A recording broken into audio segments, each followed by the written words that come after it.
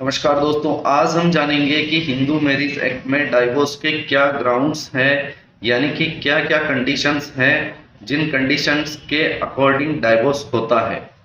Marriage का हम देखते हैं कि जैसे हिंदू मैरिज एक्ट में हिंदू मैरिज एक्ट के अकॉर्डिंग मैरिज होती है, या फिर स्पेशल मैरिज एक्ट के अकॉर्डिंग मैरिज होती है, या फिर जैसे अपने किसी पर्सनल लॉ के अकॉर्डिंग मैरिज होती है। लेकिन हिंदू मैरिज एक्ट में डाइवोर्स का सिस्टम क्या है, तो आज हम इस पर चर्चा करने वाले हैं। अगर हम देखें हिंदू मैरिज एक्ट में डाइवोर्स के 6-7 लगभग 6 से 7 ग्राउंड्स बता रखे हैं कि आप इन आधार पे आप डाइवोर्स आप ले सकते हैं। तो वो है जो हिंदू मैरिज एक्ट 1955 के अकॉर्डिंग डाइवोर्स के लिए कई प्रकार के आधार हैं, ग्राउंड्स हैं। जैसे व्यभिचार का मतलब होता है अडल्ट्री, यानी कि आपका जो पार्टनर है वो किसी दूसरे के साथ में रिलेशन में है, ठीक है, तो इसको बोलते हैं व्यभिचार, यानी अडल्ट्री बोला जाता है इसको, जो कि 497 आईपीसी में आता है। और इसमें आईपीसी 497 को जो सुप्रीम कोर्ट है, सुप्रीम कोर्ट के जो जज थे, चीफ जस्टिस सीजेआई दीपक मिश्रा जी, उन्होंने इसको अनकॉन्स्टिट्यूशनल डिक्लेयर कर दिया था। यानी कि अडल्ट्री एक डाइवोर्स का एक आधार हो सकता है, लेकिन अडल्ट्री को अब अडल्ट्री हमारे लॉ में नहीं है, अडल्ट्री के लिए कोई भी कानून नहीं है, ठीक है, ये समझ लीजिए। उसके बाद में आता है क्रूरता करना।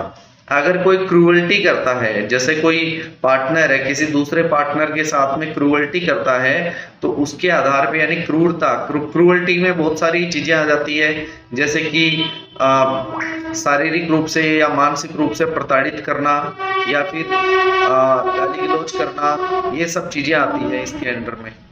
उसके बाद में आता है जैसे परित्याग करना, अबेंडनमेंट आता है, यानी कि परित्याग करना, यानी कि किसी को बिना कोई उचित कारण बताए, यानी कई समय बिना कोई उचित कारण बताए 2 साल या 2 से अधिक समय तक दूसरे को त्याग देना, यानी कि परित्याग कर देना, किसी का त्याग देना।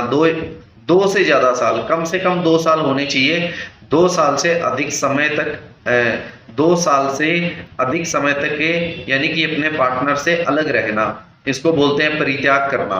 उसके बाद में आता है धर्मांतरण, यानी कि conversion in religion other religion, conversion in other religion.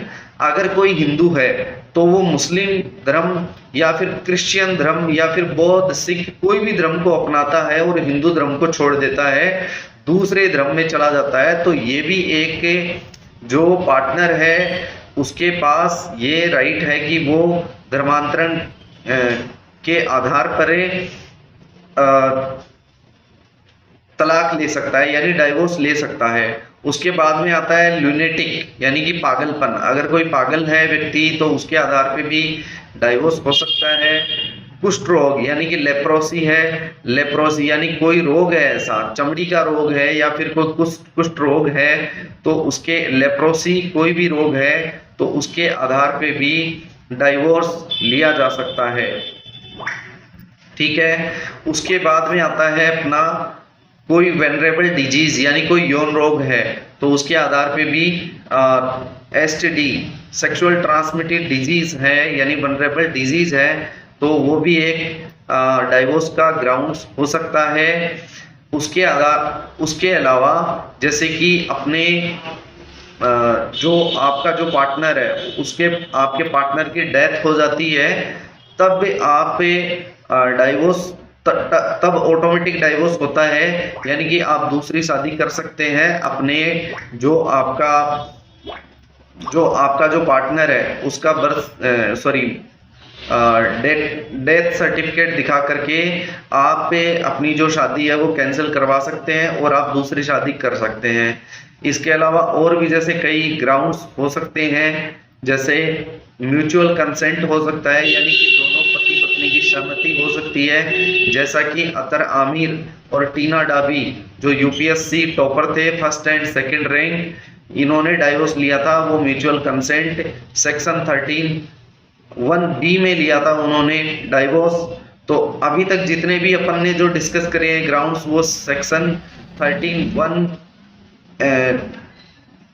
को डिटेल में अपन ने जाना था। और अब जो हम बात, जो म्यूचुअल कंसेंट है, वो सेक्शन 13B में आता है, यानी कि 13(2)B में आता है।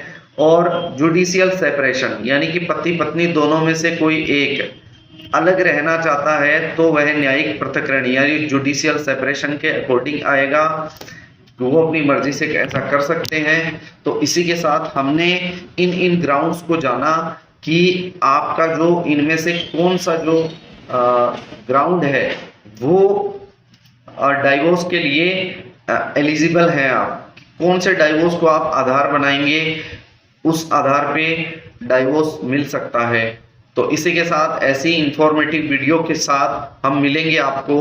तब तक के लिए जय हिंद, जय भारत। और हमारे वीडियो को लाइक कीजिए, सब्सक्राइब कीजिए और शेयर कीजिए। Thank you.